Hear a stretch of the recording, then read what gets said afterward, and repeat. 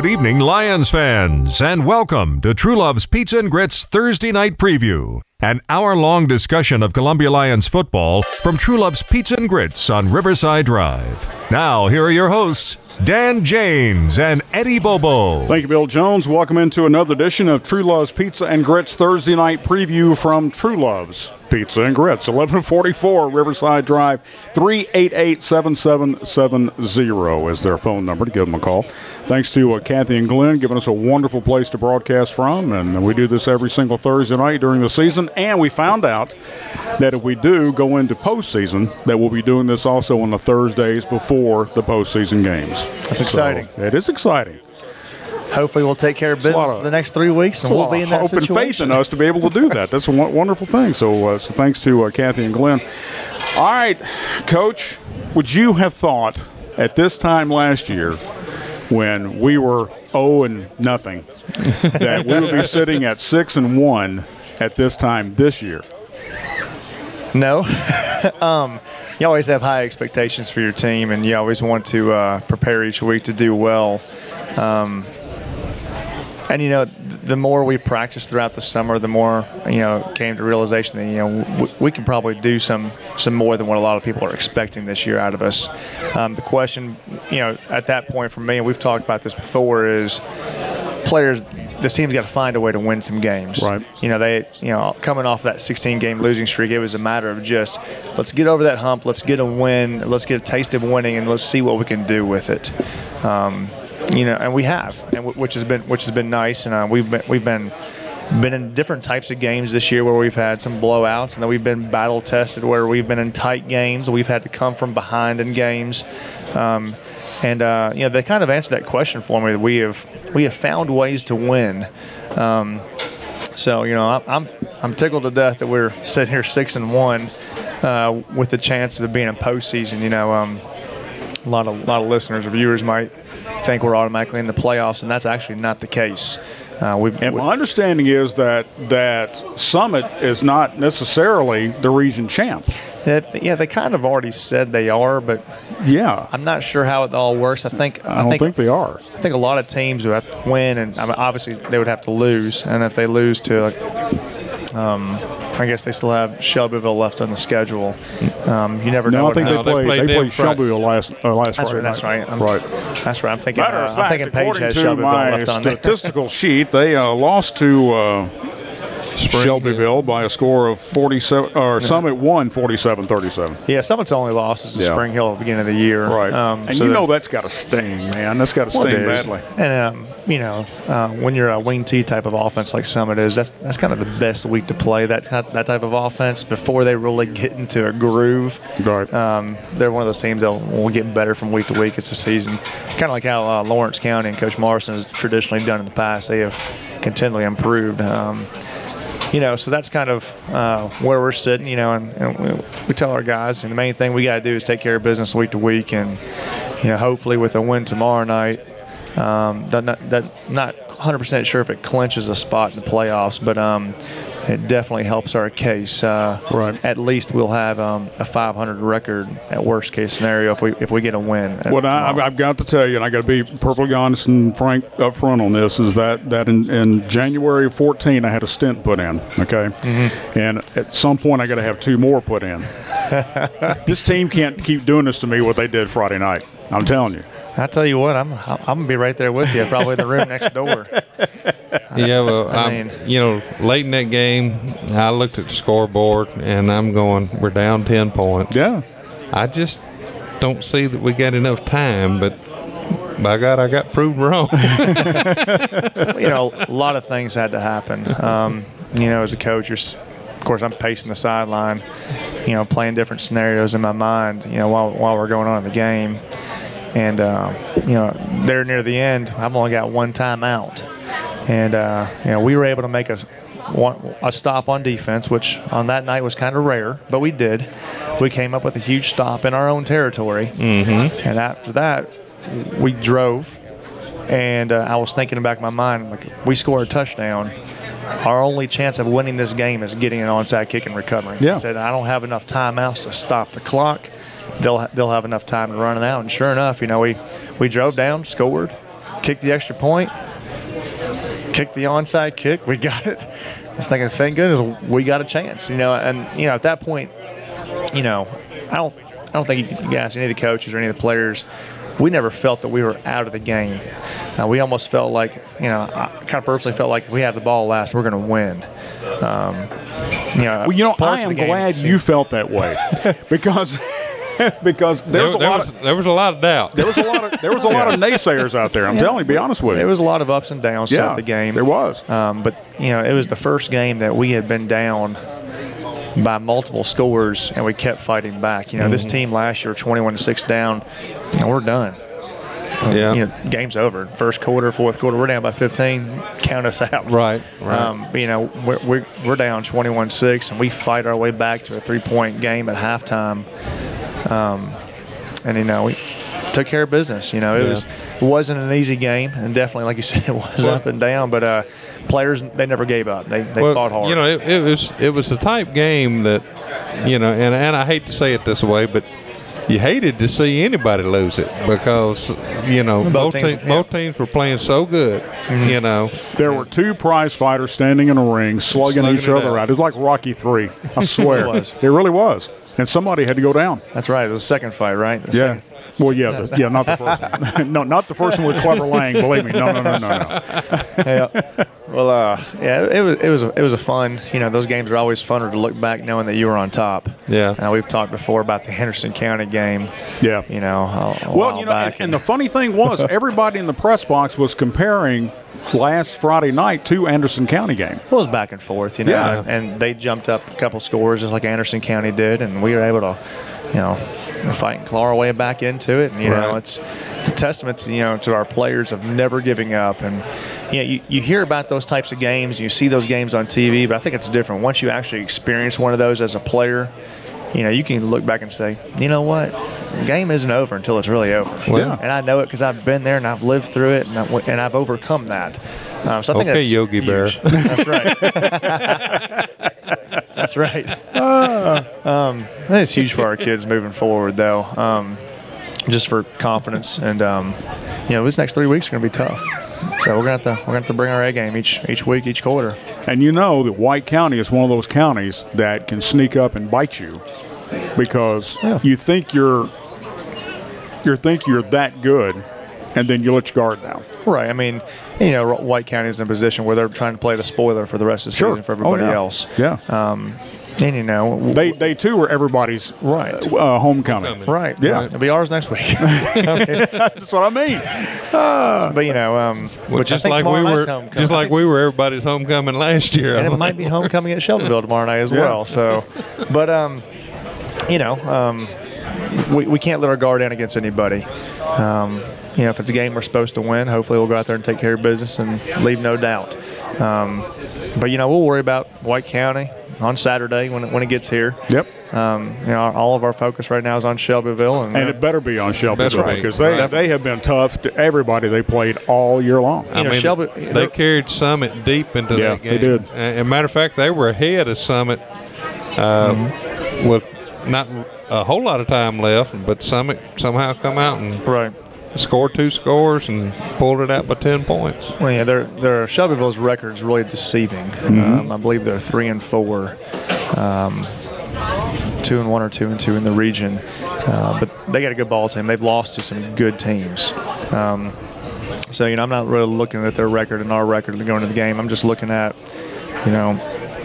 how they match up against us and what are our best matchups, and they got a good ball team. And traditionally, they always play us tough. They always play us tough, and traditionally, they're high-scoring games. Hopefully, it's just high-scoring on one end of it tomorrow night, and that's our end. Hopefully, it's not a shootout. Yeah. But it's definitely going to be a different type of ball game than we saw last week. Shelbyville, they'll probably throw it 50 times tomorrow night. So hopefully, we'll get about 5 interceptions, maybe. Yeah, hopefully. Well, it seems that our defense is getting this run thing down because 27 Johnson last week could just about score and run when he wanted to.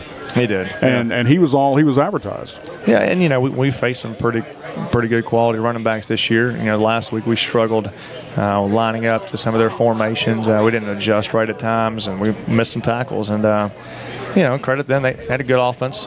They've been able to score points against a lot of people this year as it is. So it wasn't just a one-time deal. It's something they've been doing all year as well. But I'm glad, you know, their coach guaranteed 8 wins, and we kept them from that. So explain the scenario for us going into the playoffs.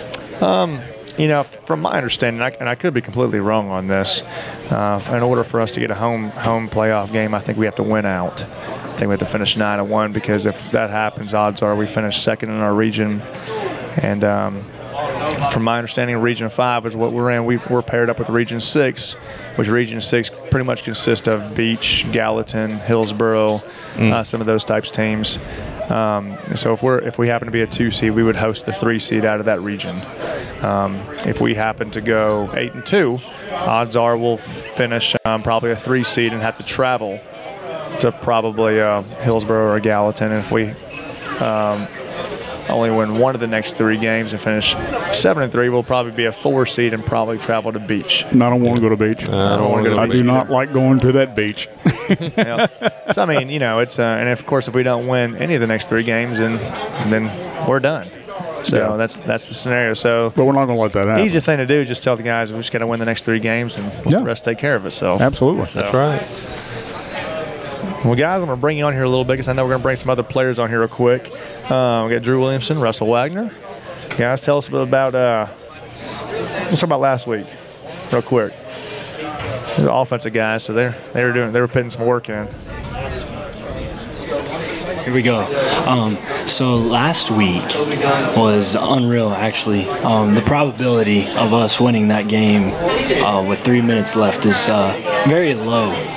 And because we won that game, I'm saying that I'll take our chances against anybody. Just because, I mean, the fact that we were able to pull that out it's crazy. You know, this team always seems to amaze me in some way or another, and I think that can be said for most all of our true fans. So yeah, that was pretty crazy to me. Tell us about just the demeanor, the difference between this time last year when we were 0-7 till now when we're 6-1 through 7 games. It's complete 180. Everything's different. Offense, we're moving the ball. Defense, we're stopping them. I think everybody's a lot better than they were last year, all over the field. I agree. It's been funner this year, huh? I don't know if funner is a word, but I like it. It is now. That's right. I'm sure there'll be some English teacher to tag you on that. That's right. That's right. I'm supposed to have improper English at times, you know. I'm 63 years old, 40 years in radio. I don't care. I'll say how I want to. Funner. That's right. Funner is an awesome word. It's a great word. That's right. That's right. Pull a Dizzy Dean out of your hat. That's right. That's right. These guys don't know Dizzy Dean. No, I can't say that I do. Well, all right, guys, y'all ready for tomorrow night? Yeah. I think it's going to be another fun game. They're going to be run and gun, just slinging the ball all over the place. And I feel like we've got a good opportunity to put some points up on offense. So it's just going to be go out there, outscore them, and see what happens. All right, cool. All right. Best of luck to both of you. Thank you. Thank you. Thank you, guys. Appreciate it. I think I'm having some microphone issues right here. Right there we go. Ah, all right. That works. Bring Owens, where are you going, man? Bring Andrew over here. Come on in, Andrew. Oh, now he's got to bring his stuff. Now he's got to bring his stash with him. Just don't spill your drink. That's all right. Yes, sir. So is this the gentleman who did the onside kick? This is. So, you know, that was play of the game right there, you know, definitely one of them. Andrew, let's talk about the onside kick last week. And what was going through your mind after we scored that touchdown? We're down by a few points, knowing we have to get that kick. What's going through your mind as a kicker, I guess, Well, in this situation? let me ask you this first. Did you say you want me to do what? No, I knew that was going to happen. I had been like practicing on the sidelines to do the onside, just like got it perfect. Right. And I knew once I kicked that onside that we had the ball, because I saw it landed right on the 10-yard line. It landed perfect, and then I saw my blockers came in. They did their job, and we got on the ball, and it was perfect. It was exciting. It was exciting. You know, That's going to be the one kick that he is always going to remember. Well, yes, and that's one of the onside kicks we work all the time in practice. Credit Coach Binkley, and then we're working on that. Right. And couldn't have asked for it to happen, more perfectly than what it did. That ball died right after it hit 10 yards. And we were there and we got on it, and that goes back to our guys never giving up. Always playing. Came up with a big play there. And Andrew's also taking a lot of the kicking duties on as well. So Andrew, tell us a little bit about, early on in the season we had some struggles getting some PATs and stuff like that, but then, once you got in your stride, we've been money after that. We're 3 for 3 for field goals on the year. Today in practice, I know it's practice, but personal best, how far was the kick today in practice? 49. 49 yarder in practice. 49 yarder in practice today. Wow. We've definitely gone a long way. I definitely have more confidence in our special teams and our kicking game, to where, if we get to a 4th down situation and we're within field goal range, I can send the field goal unit out. So definitely excited about that option. So talk a little bit about that process and how your kicking has improved. Maybe talk to us a little bit about some injuries that you've had to battle through this year. Obviously, he's got broke arm this time. He's got broke arm over here, broke leg. Something's broke all the time, I think. So kind of tell us a little bit about some of that. So Andrew. basically, he's the team's Humpty Dumpty. That's right. Keep putting him back together. Keep putting him back together. Yep. Well, at the beginning of the year, I broke my wrist last year, and then it got better. And then coming into the first week, I sprained my wrist, and I had to get a cast.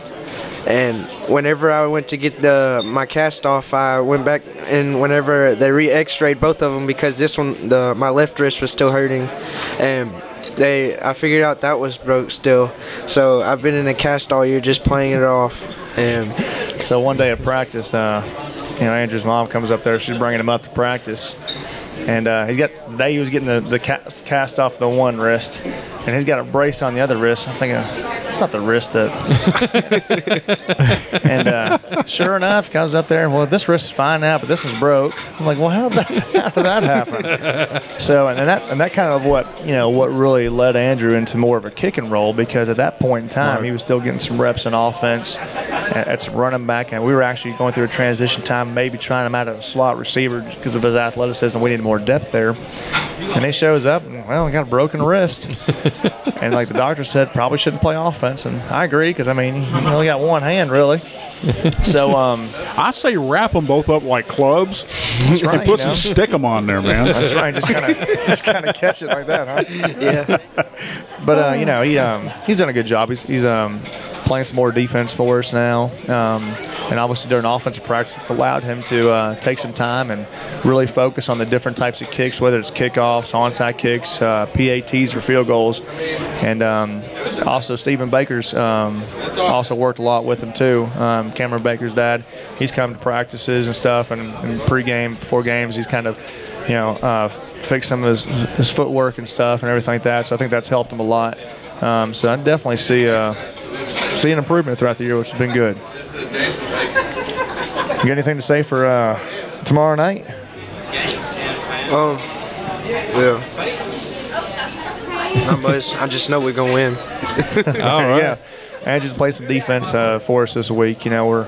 Last week was more of a run-heavy team, so we went with a 5D lineman look, and being pass-heavy team this week. We'll go back to that that four-man front. So we'll see more of Andrew on some defense this week as well. But isn't that what we really gone for since the beginning of the season, but we really haven't seen it? Is that pass game?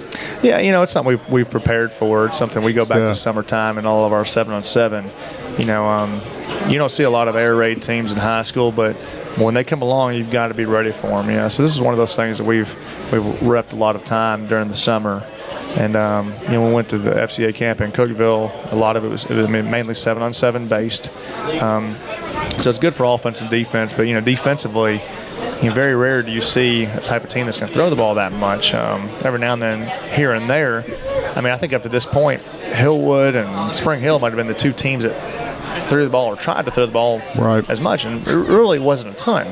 So first real test of our secondary tomorrow night. So good deal. I like Andrew's optimism. I do too. Win. I do too. That's right, no doubt. So there's a difference between being cocky and confident. That's right. Being cocky is saying you're going to do it. Confidence is doing it. That's right. That's right. So now we got to go out there and do it now. There you go. I'm ready for that. All right. Well, we also have on Darian Davis. I think it's Darian's first time on the show here. All right, Darian, why don't you put your headphones on? But I'm going to keep your microphone down so she don't squeal on you. Yeah. So make sure we speak into the microphone so everybody can see it. Is it too loud for you? You want me to turn it down? No, it's straight. Okay. The good man deal. of the hour. I'm going to tell you what.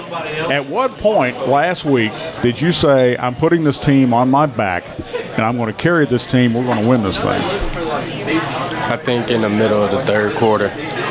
Because of the defense, they were still sluggish a little bit, and all I did was stay calm and got the offense together and told them we gonna win this game. Good. That's what you need. That's kind of a Shaq Mason moment at that point. We're not losing I tell you what, that long run there. Oh wow! After we stopped them and took over, and you broke that long run and set up that first score on the two scores that we needed there at the end. Yes, sir. And then come along and we got the onside kick, and here you go again. let's see the statistics that Darian had. Yeah. Oh, okay. 204 yards rushing, 227 yards passing, 5 touchdowns on the night. It's a special night, Not going to be too many games. Not too shabby. Anybody's career. I believe he sent it out on Facebook.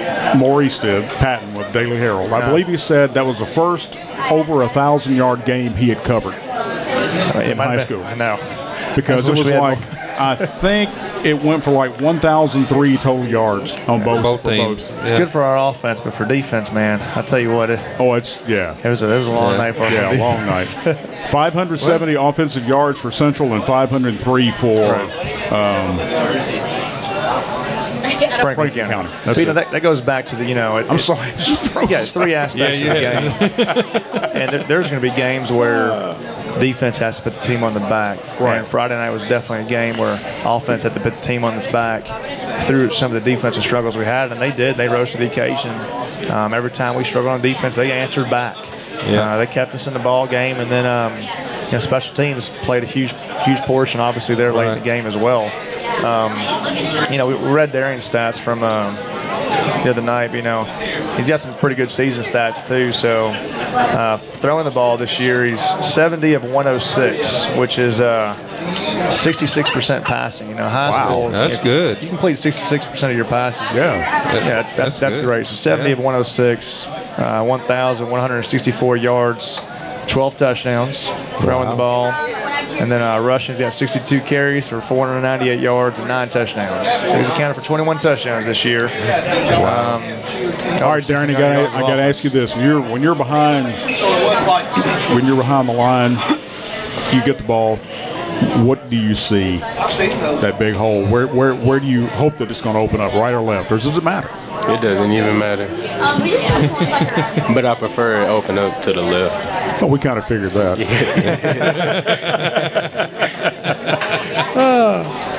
Oh man, we've had some big plays though this year. They've, Darian's done an incredible job of creating plays on his own, and then he's also done a good job because the guys around him have also done a good job. It starts up front.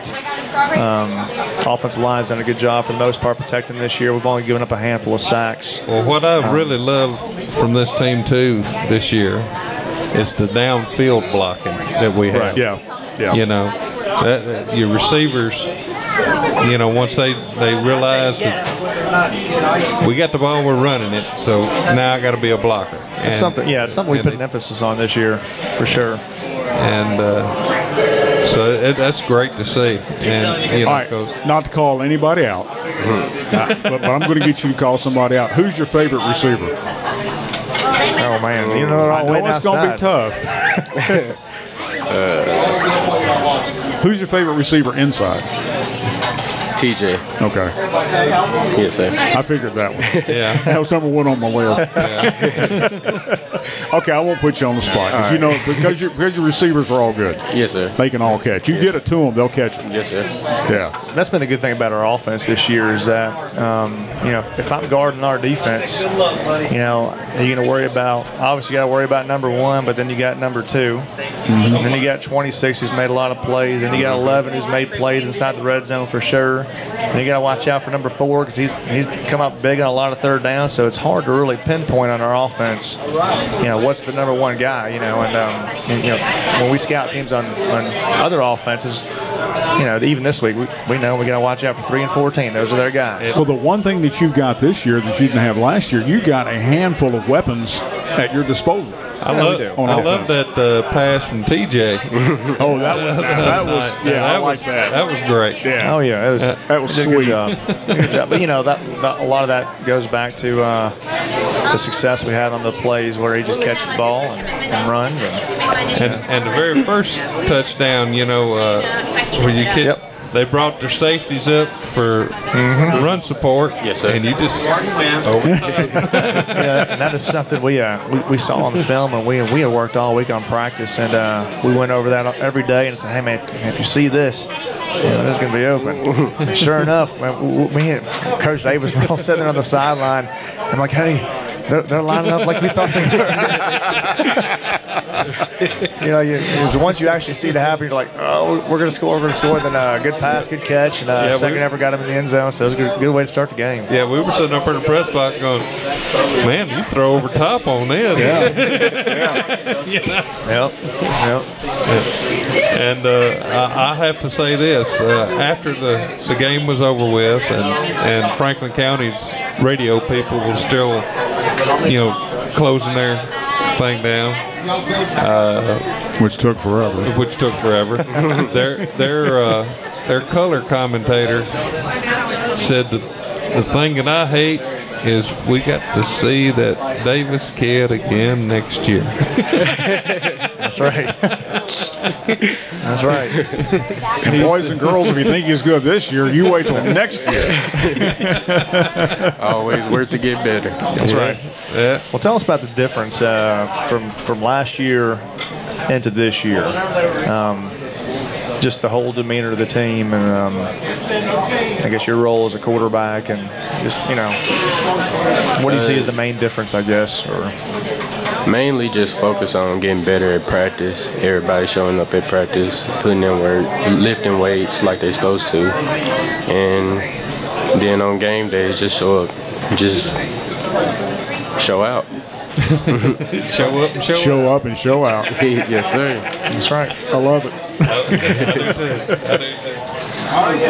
How is it for you, Coach, to have this level of confidence now that you did not have last year? I mean, right now you've got these guys are peaking right about the right time. Right, you know, it's great. And like I said at the beginning of the show, felt moving forward in the summer, you know, through 7-on-7 and through some of the stuff that where we thought people were going to fit into certain spots. You know, I'm thinking, we talked about it as a staff, I'm like, we have potential to be a really good team. It's just, I don't know if they know that. Yeah. And like I said, they had to get a taste of winning, which they did. And obviously it felt good. It felt good, especially get that first win at Hillwood. And it feels good to have that many playmakers. Oh, yeah, definitely. You know, definitely. Because at any play, any one of those guys can take it to the house. Oh yeah, for sure. And that's something that's been exciting to see, is that having those playmakers and seeing them make plays where last year we just struggled finding ways or find, you know, we struggled in all aspects last year. And last year, I know we dealt with a lot of injuries and a lot of skilled players. You know, and we haven't had as many injuries this year, luckily, and thank goodness for that. But they're finding ways to win. They're building confidence in each other.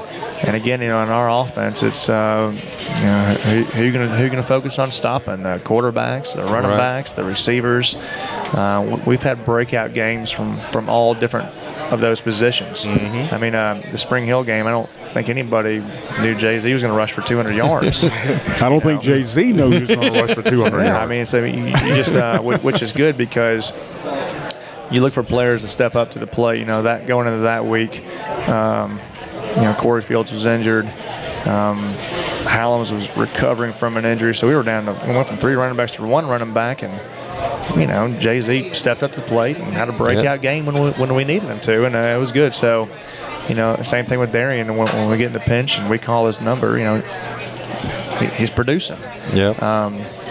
You know, so these guys are doing a good job of when their number's called, making plays, and you know, going back to the receivers blocking downfield. We preach them. That's part of being a receiver. And you know, when it's time to throw the ball, you might get it, you might not, but you might get it. And you know, for the most part, they're all doing a good job. When you do, go to the house. That's right. Just make everybody's job easy. Just go ahead and score. That's right. That way we can go ahead and move on. That's right. Celebrate the end zone, be done with it. That's right. That's right. That's right. Even if the play's not called your direction, it still may wind up into your hands. So You're exactly right. You have to be ready. Darian, we were extremely proud of you Friday night. Yes, sir. Thank you. And Yes, we we were. want you to keep up the good work. Yes, Because I like calling that number 1, Darian Davis. Yes, sir. It's been a fun ride. I'm looking forward to these. Obviously tomorrow night. Looking forward to the next 3 weeks. You know, it's a good feeling this year. We haven't been to the playoffs, and I know we haven't earned that berth yet. But knowing that there's potential to have postseason play just makes me much more excited about each Friday night's game. And one more night at Truelove's, that ain't bad. That's right. That's right. That's always a good bonus. That is. Let's bring out. You got a couple more players over here? I'm sure I do. Guys, I appreciate Guys, being on thank here you. tonight. Very proud of both of you. Doing a great job with the Columbia Central Lions. Truelove's Pizza and Grits, I believe, for the month of October. 10% of tonight's proceeds or Thursday's proceeds go to the United Way of Murray County. So keep that in mind. So we appreciate everyone who donates to United Way. Saw Laura Truelove in here a while ago, who was manning the United Way. She worked with my son earlier today. Yeah. I said, well, yeah, hope he said nice things about his dad. We'll find out later. Yeah, I'll find out later. All right. Well, we got Josh Hand and Cade Tice. Both of them are sophomores on here right now. All right, guys, we'll get you up into the microphone so we can hear you. So I have to push. There we go. This young man right here is one I've been impressed with. Oh yeah. And Josh has had a great year. Josh is number 70 in the middle. Sometimes when the play starts, you might not see him, Right. Because he's in the mix. Well, he's double teamed a lot of times. And that's essentially his job. So Right. You know what? It's okay if you get double teamed. Right. That frees up holes. somebody else. But, you know, Josh has got some tackles on the year, but the position he's playing is not. We're not going to be calling his number all the time, but he's found his way to get in on tackles. But it's more about just doing what he's been coached to do from Coach Sykes and Coach Lockers, the D-line coaches. He asked me the other day, he said, Coach, can I get a new helmet? I said, what's wrong with yours? He said, hey, I got all these scratches all over it. I said, well, that's good. That I mean, being a lineman, you want Those are battle scratches scars. all Battle over scars, your that's helmets. right. I mean, if I'm an offensive lineman, I walk up and I see a guy, I'm like, man, this kid's gonna work. That's right. You know, so you should be proud of them battle scars on the helmet. So he's done a phenomenal job for us this year. Like I said, doing what he's coached to do, not playing out of his element, playing what he's supposed to do. You know, because he's a little undersized for his position. Yeah. But he makes up for it in effort and strength. But he plays big. And he plays big. He plays bigger than what he is. Yeah. One of our stronger kids on the team too is a sophomore, so he's done really well for us this year. As a sophomore. Yep. Wow. Yep. So I'm excited about him. I'm waiting to him to see two more years with him. Wow. I know. Yeah. We're seeing him grow about 5 or 6 more inches. You know. Well, let's rack him. Get Coach Davis to rack him. I'll do something there, huh? There you go. You hang him from the ceiling and stretch him a bit. Yep. We got Cade. Cade is so far injury-free this year, except he had a concussion earlier this year, but no broke bones, which is good. Cade's one of our backup receivers, slot receivers, so he's continually improved each week this year. So you never know what the future holds for him as well. I mean, we're going to have a lot of spots open next year, so we'll see what happens. And, you know, if you're a number 2, you're one play away. That's right. You're one play away. That's and right. You never know when that's going to happen. I mean, talk to Dane Sykes. You never know when that's going to happen. That's right. True. You know, True. Never know when your number's going to be called. So I'm excited about him. Both these kids got good work ethics, and they work hard, and you know, they're exemplary players of what you want your program to be about. So, Josh, what was your take on Friday night against Franklin County? Well, it was tough playing behind most of the game. It was, you know, when they were in our territory, I think, with like 4 minutes left or something like that. Yep. And you had to keep yourself from going, you know, the game's over and all that. So the way I kept going was, I'm just not going to let them score again. And if we lost, they weren't going to score again. They were just going to run out the clock. And when we scored, I kind of already knew that we were going to get the onside kick. You know, I just felt it. That was a given. We knew that. I'm glad y'all did. Yeah, because the old guys in the booth up there were going, well, you know, and we can talk about some of that stuff at that time because we line up an onside kick, and of course, they're not an onside kick coverage. No, they're not. They were in their regular coverage. I'm kind of baffled by that at the time. I'm like, all right, well, it's open, it's there. You know, they're not stepping up. So that kind of baffled me. But the play that really baffled me throughout the entire game was a few series before that. They line up for a fake punt on 3rd down. Yes, yes. And, you know, I'm thinking, what just happened? You know, I'm looking at the box, you know, 3rd down. I'm looking at the scoreboard, 3rd down. I'm asking the heads, is it 3rd down or is it 4th down? They're up there fake punt. Well, Didn't they get a penalty on top of that? I think so. Thank goodness it didn't work. Yeah. So I don't know. I mean, I don't know. Maybe he has punt team out there in case it was a bad snap, in case I need to redo it because they're kind of backed up. I think the 25-second clock ran out on it at that play. Maybe it did. I'm not sure, but it kind of threw me a curveball there. I'm not gonna lie. I didn't mean to interrupt you there, Josh. I was just. It threw me off too. Like they snapped the ball and dude acted like it was a high snap, and then the tailback or whoever had it, and then he handed it off to somebody in between their legs. And Fumble rooster. Right. Fumble rooster. Wow. Yeah. That didn't work. Thank goodness. Didn't work. Scratch that off the playlist. Yeah, let's don't use that one. Who called that? Now, the funny thing wait a minute. Wait. Coach, what were you thinking when you called the play? I'm sorry I went there. I don't know. Well, now, Josh, when you're getting double teamed, that's obviously frustrating. But are you okay with that? Yes, sir. Oh, okay, because that's your job. Mm-hmm. Okay. Well, being compact and low to the ground, he's been able a lot of times to get low enough to get a hold of the ankle or the foot of the running back a lot of times and you know, initiate the tackle. And so, you know, he's been in on a lot of stuff. We call your name a lot. You may or may not hear it, but we call your name a lot. Surely they don't hear that. They have a hard time hearing me on the sideline. I can turn it up. You just need to get a little louder, Coach. I'll work on it. Get you a megaphone. That's what. Grab that megaphone from the cheerleaders. That's right. There you go. Sometimes I just got to wait till the crowd gets quiet, then I'll get really loud. All right, crowd's don't get quiet. No, we're not going to let that happen. Oh, good. Nope. We need to be loud tomorrow night. I know that. While we're on defense. And we do travel well. When we go to Shelbyville, we travel real well. We do. We'll pack those stands over there. Probably their homecoming game tomorrow night. I think it is. So I think we are Shelbyville's homecoming game. Well, let's ruin a homecoming. How's that? I'm ready for that. Absolutely. Yeah. Well, Kate, tell us a little bit about this year. Difference between last year's season, this year's season. Just in an eyes of and viewpoint of a player? What's been the difference? Well, obviously the record. Yeah, the record. That jumps out, huh? Our defense is phenomenally better than last season. It was last season that any team could pretty much score whenever they needed to. Right. Now making big stops, and even when maybe they don't make all the stops, we have our offense behind us that can get us and win games like last week. Right. Definitely think I hit it spot on there. We've improved on defense. Of course, if you look at the Summit game, look at the Franklin County game, we're like, well, I don't know about that. But it has been an improvement if you look at the other games. Lawrence County scored 6 points on us. That was after a drive that we started on the 4-yard line. And Hillwood, we had a shutout that week. Dixon County, they were good in the first half. We made some adjustments.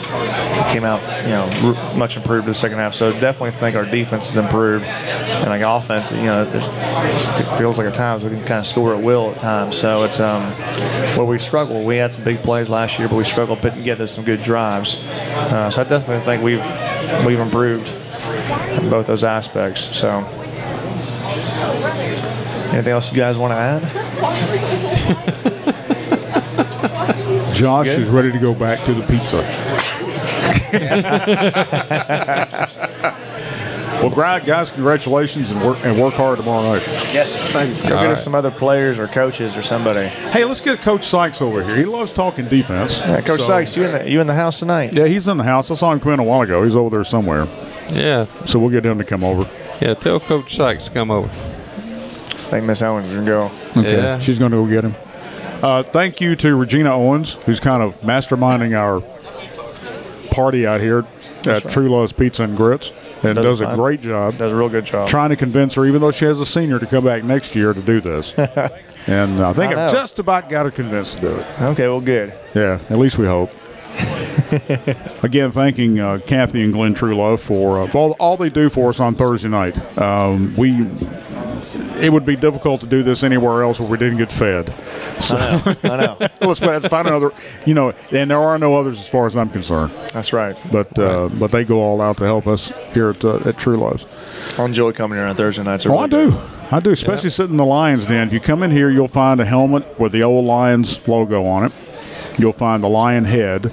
I'm trying to figure out if we're going to get Leo back for homecoming. I'm hoping we are. I hope they give Roro a call. He'll come back. I don't know. We talked to him today. He said he need to come out of retirement. Oh, did you? Yeah. We talked to him today. Yeah, he came and he spoke at our Fellowship of Christian Athlete meeting today at school. So I told him, I said, man, you need to come out of retirement. And, well, he came out for the Spring Hill game. Yeah. He did, so, maybe we can get him for homecoming. Maybe. I hope so. We hope so. Yeah. Coach Sykes. What's up, guys? What's up with you? I'm doing good. Well, I know you are. What about your defense? Let's talk about your defense. I'm excited about this week. We're playing something other than a run-oriented team. I get to cut loose the pass rush this week. Something other than a wing tee, right? Yeah, we are so tired of wing tee and run-oriented teams. It probably played to our advantage because we played so many of them in a row and we got better at it. I know it doesn't seem like we got better when they scored 49 points, but we did get better at it. It's a tough to play against. But the 3 or 4 backs we were running against were guys that were going to score 200-plus yards every time they play. I mean, look at Ty Carter from Summit's already eclipsed 1,000 yards rushing. Yeah. Dante Smith from Spring Hill's already eclipsed 1,000 yards rushing. The kid from Franklin County, if not, he's probably close Johnson now. and Yarlett. 27's close. He was a load. Yeah. So to play, my defensive line is built more for this kind of game. Yeah. We got speed. We got height. They're pretty good pass rushers, and we haven't got to use that skill for a month now or longer, right, Coach? It's been a while. It's been forever.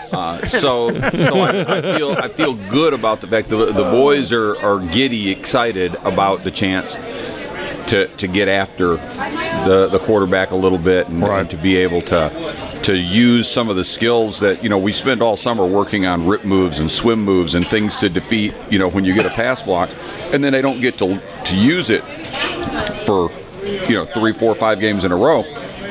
they get a little frustrated. We got tired practicing the exact same thing over and over again. So this week we got to pull out some new drills and work on pass rush, and Coach Lockridge and I about had a heart attack. We've got these big pads that we put on our arms, and then we let them pass rush, and we kind of make them get it's like big crayons on your hands. Are those the big pads we see on the sidelines before the game? No. Okay. These are different. These are different. They're called bullet arms, so you actually put your arm in them, and it covers it. So it's like they're wearing two big pads on their arms, so they can swat at them. They come running at me with pads, and I get to just try to beat them up because that's what an offensive lineman's going to do to them. So it's a lot of fun, but it wears me out. I'm pretty tired. So is Coach Lockridge. You ain't as young as you used to be. I'm not.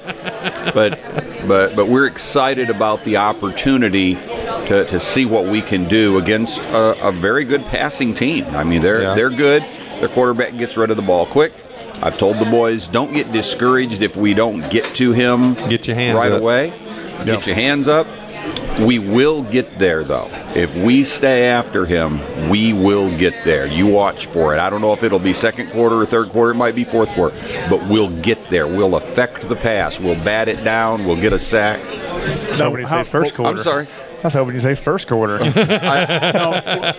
guess that first quarter, but what I've told the boys is don't become discouraged if it's not the first quarter. Since we haven't been doing that in the last few games, we've been playing the wing tee or defending against the wing tee. Could Shelbyville be a little lackluster in the fact that we may not be as proficient as what we think we are with the pass rush? I think Shelbyville's the type of team that they're just going to throw the ball. It doesn't matter if you're good or not. They're going to do what they do. You know, to them, I don't think it really matters. I mean, they're going to throw the ball if they're on their 1 yard line. They have this year. We've seen them standing in their end zone. They're still going to throw the ball. They're going to do whatever they do and not really care if you're a good team or bad team or win record, loss record. They're going to throw the ball every play anyways. All right, so how has practice been this week? It's been okay. Been a decent week of practice. Been pretty focused for the most part. Felt we've executed offensive defensive game plan pretty well. Leading up to, I guess, as good as you can. So I feel confident going in tomorrow night. But end of the day, we still got to call a good game, and they still got to play a good game. And I told the kids after practice today, it's going to be another battle again. It's going to be a 4-quarter football game. We're going to have some big plays. They're going to have some big plays. No matter what, we got to continue to play the next play, try to win the next battle. Hopefully it doesn't come down to the last 3 minutes of the game again. But if it does, it does. And if we win, we win. I'll be okay at the end of the day. But again, I've got to tell you, this man's composure right here in the press box, even with 3 minutes left to go in the game, just cold as he can be. I mean, he's just as cool and calm and collected. He's got to be because he's got to calm me down sometimes. So. Yeah, but you should have heard these jerks down in the other coach's box. Well, I can imagine. And I told them at halftime, I said, you either calm down or I'm going to have you removed from this press box. They didn't appreciate that too much, but hey.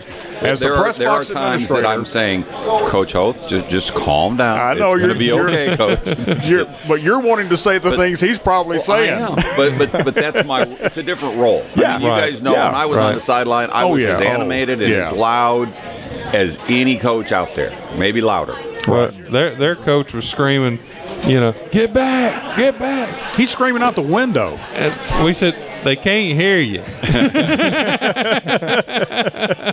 but this is a different role for me. But I played this role in Mount Pleasant when Jason and I was there. So we kind of developed this headset relationship. It's kind of it's this voice from above that he hears, and sometimes he listens, and sometimes he doesn't. But it's the voice from above that we used to hear where we sat. Oh, it was terrible. Us, and at that time, the poor radio station. I'm going, they need a 7-second delay on this thing. I still don't know how in the world he kept your FCC license. I have no idea, But it's fun to watch Coach Sykes because he's just he's leaned up like this and he's just talking to you. And I'm usually telling Coach Davis to go tell Coach Lockridge to put his headset back on.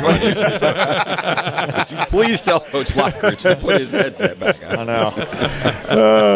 It's been fun though. Like you said, we have developed a relationship. But the whole coaching staff is like that. You guys have got there's a chemistry now that you guys have developed to where you can see it between you and not only just each one of you coaches, but it's the coaches with the kids. Oh yeah, that's a whole different attitude this year. Well, winning helps. Yeah, it does. Absolutely. It does. Winning cures a lot of stuff. Right. It sure does. Well, you're right.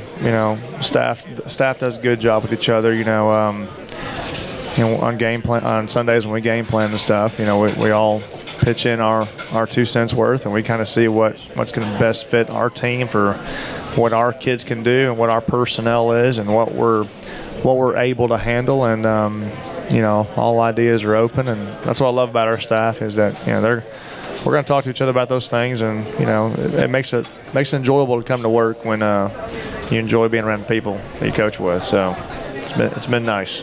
Yeah, we had a lot of fun, and I'll brag on the staff a little bit. I told Coach Hoth after the game last Friday night, because our kids played 4 quarters last week. They sure did. That was another 4-quarter game. But I told him, I said, as a staff, we coached a pretty good game. We made several adjustments, and I really, what he's saying, I enjoy the collaborative nature of our staff in that,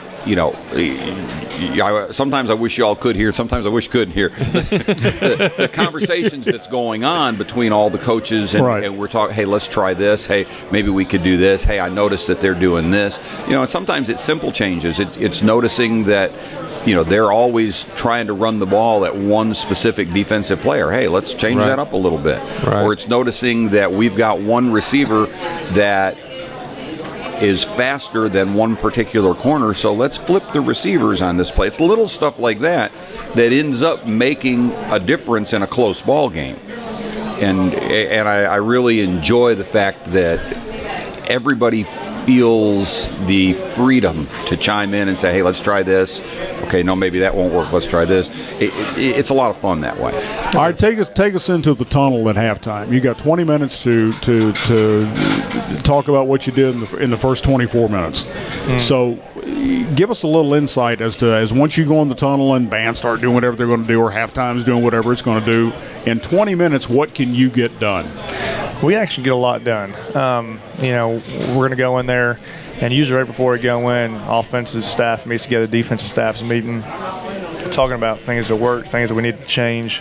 And like Coach said, a lot of it is little things, little adjustments. And a lot of times you just put things on the board to reinforce this is what they're doing, this is what we worked on, this is how you play it. So we'll get in there, we'll draw up on the board, again, the plays that have hurt us, adjustments we're supposed to make, or maybe adjustments we're going to make on the fly that game, which me and Coach can tell you a lot of times we have gone to defenses in the second half that we didn't work all that week, but we had to do for whatever their offense was hurting us with. So, but because your scheme is so simple, you can make that adjustment, correct? Right, it is, and sometimes it's you tell a player, all right, you're going to play this technique now, and you're going to do this, and kind of and we always use the example of Coffee County several years ago when we gave up like 35 points in the first half to the little. I say little kid, but he was a freshman at that point. He ran all over us, and we made it. We came up with a defense. We never even practiced it, and it's not really a sound defense, but it stopped them, and they only scored 7 in the second half. But a lot of it is just because of the simplicity. Say you're going to line up in this position. This is your job. Right. And so we do some things like that at halftime. Sometimes you got to give them a little motivational pep talk, and last several weeks it's always, hey, we're in a fight, we're in a game. That's what we want. I'm going to bring this up, and I think this is something we should do. I say we, collective we, is we have a segment every week. Excuse me. We have a segment every week that's called Inside the Tunnel, to where you talk about the previous play that maybe you have adjusted the week before, right? That made a difference in that previous game. Yeah, I mean, there's times that's happened that we've had to do that. Like Coach said last week, we tried a bunch of different defenses. Because you can, when you're a defensive coach and once you practice isn't working, yeah, you got to find an answer. Right. And, I bet we ran 6 or 7 defenses the other night. You might not know that looking at, watching the game. But we practice this front. We usually go in a game with 2 or 3 defenses that we feel comfortable with. In the first half, we already ran those 2 or 3 defenses. And it felt like nothing was working. So we would try this. And we actually installed, in the game the other night, we installed 2 new D-line stunts in the game without even practicing them, and gave them names at halftime. And second half, sometimes they worked, sometimes they didn't. But that was a minor adjustment that we did to help stop certain run plays that team was hurting us with. So that was an adjustment we made. But there's also been times at halftime we've gone in and say, guys, you're playing lights out on defense. We're not changing a thing. Stay after them. We've had those games too. You want to have that game every Friday night, but that's not always the case. Sometimes my halftime speech is as simple as the most physical team for the next 24 minutes is going to win the game. Right. It's just about who's the most physical and who wants to win the most. Do the kids ever sense panic on the coaches when you're making big strategic changes during halftime? I don't think so. Or do you have it to where you're making them to where it doesn't seem like it's necessary, but it's not urgent in their mind? I think it's I think it's more of the latter there. I think you remind them that, like Coach said, high school football, there's a lot of X's and O's, but a lot of the high school football boils down to effort. And if you play hard, no matter if the other team has a better game plan or if you have a better game plan, you're going to be okay as long as you play your butt off. I don't think we've ever gone into a halftime speech just in complete panic mode or anything. We've gone in knowing that if we don't stop this, it's going to be a long night. But I don't think we've ever really relayed that message to them. And like you said, again, this team this year, I guess I'm more going with tone and the way that you present it to them. I don't think so. I think it's more of here's what we're going to change. We're where we need to be. Yeah. We knew it was going to be a fight. We're here. It's time to continue to play ball. We're going to do this. We're going to do this, and we kind of just lay it out. That this is what we're going to do in the second half, and we're going to win. And it's kind of that attitude. It's always I don't think we want a coin toss all year, and that's fine. But it always goes back to that. Hey, we're gonna get the ball back in the second half. Offense is going to drive down and score. We're going to come out in defense and do what we're supposed to do. And we just tell them this is what's going to happen. And a lot of times that's what happens. So it's just and a lot of it's that relationship that we develop. Like we were talking, the relationship with the coaching staff because we've gelled together a little bit, and the kids develop the confidence in us because in the past they've seen now where we've made adjustments and then they've gone out and executed what we asked them to do. Right. And it's been successful. So you start to build that relationship with the players where when we come in at halftime and say, hey guys, I know we didn't practice this week, but draw it up on the board. Here's what we're going to do. There. Coach said that'll work. Okay. Mm-hmm. And they start to have a belief in us. Are we 100% there yet all the time? No, we're not there. But we're way far down the road. But they know you well enough. They know us well enough to know that we're trying to. Right. I truly think that they believe we are trying to put them in a position to be successful. And that's where it goes back to buying into your program. Right. Right. And that's the goal. That's as a coach, that's the only thing you can do. Right. Do what you can to try to put them in a position to be successful, and after that, it's up to them. But that's the reason. One of the reasons you coach, just to the competitive nature and to see kids take a game plan and execute it, and to learn about the game, and obviously learn about a lot of other things beyond football. But I want to mention this to you, but you get a little gray in the beard. It's been gray for a while now, especially after last Friday. I don't think that started till last year. I know. Did you bring one of your youngins with you? Yeah, I did. Yeah. Is he over there somewhere? Yeah, Jace. Come on over here.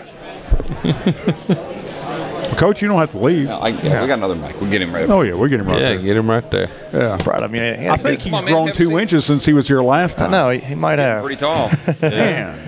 Yeah. Of course, their football season's over with Thorne, which It wasn't a bad season by any means. Record-wise, I know it's not what they wanted, but I saw a lot of good things out of them this year. Saw a lot of good players I'm going to be getting next year, so I'm excited about that. He had a good year this year, first year playing middle school ball. Made the middle school basketball team too. So wow, all right. Go see some middle school basketball. So I'm excited about that. Multi-sport athlete. Yeah. Anything else? Soccer maybe? You play baseball? I did play baseball, but not in middle school. Oh, okay. No. Did also. He's gonna give me a break in baseball season. Well, I say me. It's really Summer's gonna get a break. Yeah. So. Yeah. Well, now she's got some other issues to be dealing with here shortly. That's right. We'll have a baby coming in about 15 weeks. So. Wow. Yeah, I do believe you said something about it being in the middle of the NFL playoffs. NFL playoffs, yeah. So kind of, if that happens, we'll have to make sure we get the TVs on when we're there, depending on who's playing. Yeah. Hold on, Doc. This play's coming up. Yeah, hold on. Game will be over in about an hour. I know. So are you looking forward to at some point playing for your dad? Yes. As soon as I get to high school, I'll play. He nervous? Depending on if I grow. No, he's going to grow a little bit. I've coached him in some sports before. I've coached him in basketball for a few years. Coached him in baseball a year. All right, let me ask you this. How good is your dad at basketball? I've seen you play. How good do you think your dad is in basketball? Well, he hits a lot of his shots. Beats me a lot at gotcha, but I'll have my games. I beat him. Other times I won't. I tell my kids this: if you're going to beat me, you're going to have to beat me because I'm not going to let you win. You'll get there. My kids all grew up to where they could beat He's me. that true. Just keep going, man. He's the true competitive dad. It's like my youngest son. You hate to lose, don't you, Coach? I hate it. My youngest son wanted to play me in Madden the other day, a couple months ago. I said, all right. I played a year or two. Yeah, beat him. It was like 35-0 to go in the second quarter. I said, still want to play? He said, no, I'm done. Beat him down, Coach. That's right. Well, listen, it's 7 o'clock already. Is it really? Yeah. Oh, Can you right. believe that? That's incredible. Well, listen, good luck tomorrow night. I appreciate it. You guys go over what time? We actually leave for Legends at 3:15. Okay. Get a pregame meal there, and then hopefully we're in Shelbyville by 5. All right.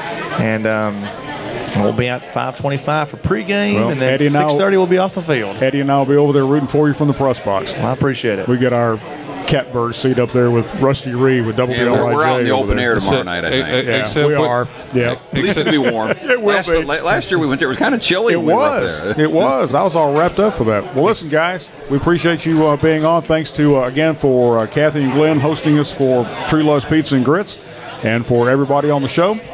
Go Lions. Thank you. We're out.